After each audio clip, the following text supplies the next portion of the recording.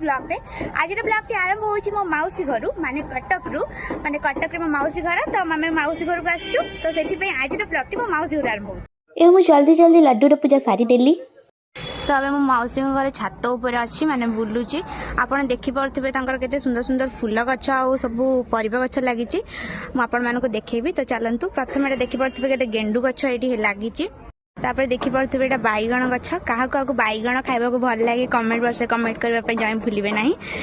Been गछ लागिची लंका गछ एटा दीटा लागिची देखि पारथिबे एटा टमाटर ग्रीन कलर लंका गछ देखि पारथिबे देखि पारथिबे गोलाप गछ गोलाप फुल भी हेची पानी कखर बेले लागुची हला कोन एटा मु जानिनी।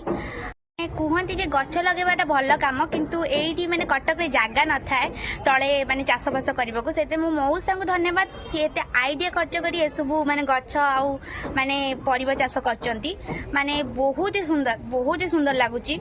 आपण माने गछ लगांती कि नाही कमेंट बॉक्स रे कमेंट करबा पई जय भूलिबे नाही।